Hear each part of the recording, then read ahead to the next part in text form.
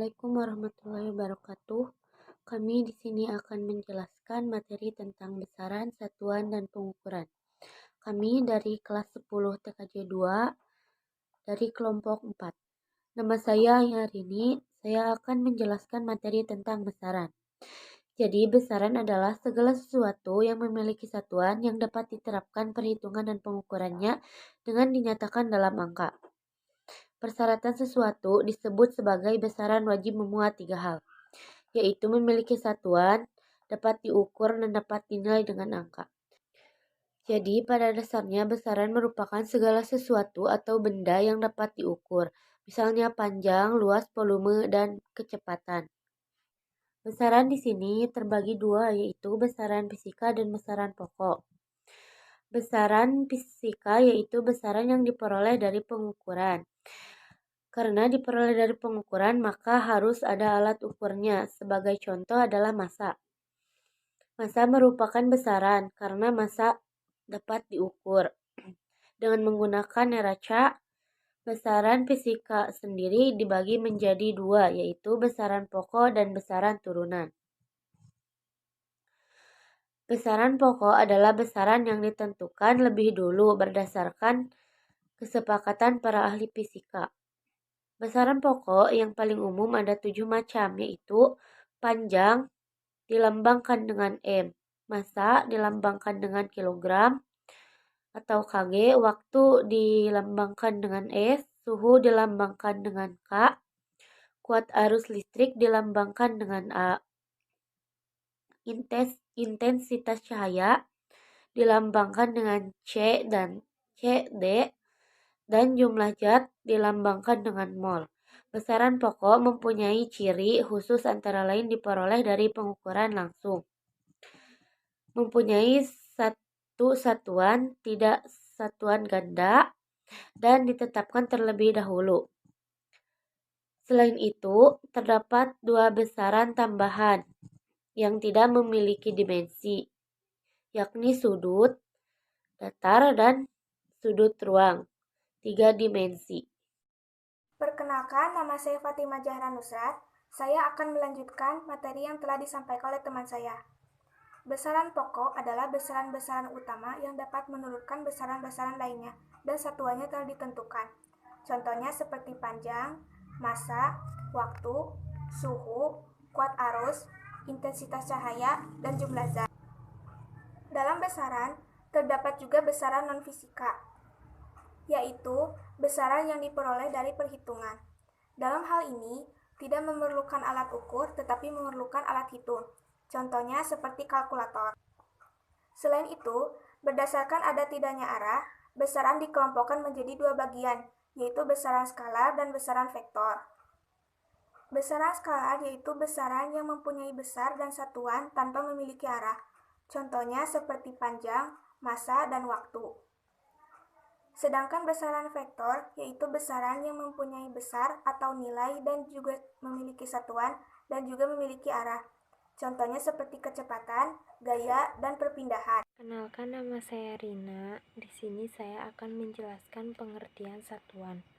Satuan adalah suatu pembanding dalam pengukuran atau membandingkan besaran dengan yang lain yang dipakai oleh patokan. Satuan merupakan salah satu komponen besaran yang menjadi standar dari suatu besaran. Satu sistem satuan yaitu menggunakan satuan standar sistem internasional. Satuan sistem internasional adalah satuan yang diakui penggunaannya secara internasional serta memiliki standar yang sudah baku. Satuan atau satuan ukur atau satuan unit digunakan untuk memastikan kebenaran pengukuran atau sebagai nilai standar pembanding alat ukur, takar, timbang, dan perlengkapannya untuk melindungi kepentingan umum. Perkenalkan, nama saya Rama dari kelas 10 TKJ 2. Di sini saya akan menjelaskan tentang satuan. Satuan internasional adalah satuan yang telah diakui secara internasional penggunaannya dan telah ditetapkan secara baku. Satuan dibedakan menjadi dua, yaitu satuan baku dan satuan tidak baku. Satuan baku adalah satuan yang sama di setiap tempatnya dan telah diakui secara internasional, contohnya meter, kilogram, dan detik. Kedua, satuan tidak baku. Satuan tidak baku adalah satuan yang tidak sama di setiap tempatnya dan tidak diakui secara internasional, contohnya jengkal dan hasta. Perkenalkan, nama saya Muhammad Adrian. Di sini saya ingin menjelaskan tentang pengukuran. Pengertian pengukuran. Fisika adalah ilmu yang mempelajari gejala alam seperti gerak, kalor, cahayanya, bunyi, listrik, dan magnet. Proses pengamatan gejala alam tersebut berupa dari pengamatan yang dilakukan oleh indera kita. Pada proses pengukuran, alat ukur merupakan bagian terpenting sebuah pengamatan dalam kehidupan sehari-hari. Tanpa kita sadari, sesungguhnya kita tidak pernah input dari kegiatan pengukuran. Kita membeli minyak goreng, gula, beras, daging, mengukur tinggi badan, menimbang berat, mengukur suhu tubuh, mengukuran bentuk aktivitas pengukuran. Mengukur pada hakikat adalah membandingkan suatu besaran dengan suatu besaran yang sudah di-standar. Pengukuran pengunjung panjang dilakukan dengan menggunakan mistar, jangka sorong, dan mikrometer skrup. Instrumen pengukuran. Instrumen pengukuran adalah alat yang digunakan untuk melakukan pengukuran. 1. Akurasi adalah kemampuan alat ukur untuk memberikan hasil ukur yang mendekati hasil sebenarnya. 2. Presisi adalah kemampuan alat ukur untuk memberikan hasil yang sama dengan pengukuran. 3. Sensitivitas adalah tingkat kepekaan alat ukur terhadap perubahan besaran yang akan diukur. 4. Kesalahan atau error adalah penyimpangan hasil ukur terhadap nilai yang sebenarnya. Perkenalkan, nama saya Didin Sumantri, 10 TKJ 2. Pengukuran besaran panjang. Pengukuran besaran panjang dapat dilakukan dengan menggunakan mistar, jangka sorong, atau mikrometer. Mistar penggaris merupakan alat ukur panjang yang sederhana. Ada dua jenis mistar yang sering digunakan, yaitu stikmeter dan mistar metrik.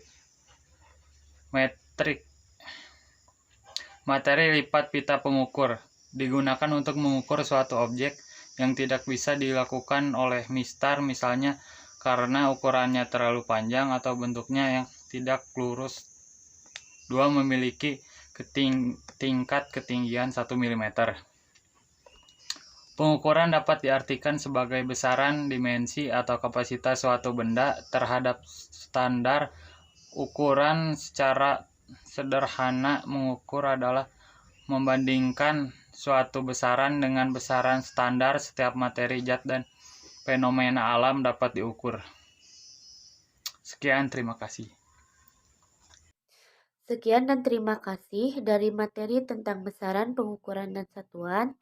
Mohon maaf bila ada kekurangan dan kesalahan. Billahi taufiq wal hidayah. Wassalamualaikum warahmatullahi wabarakatuh.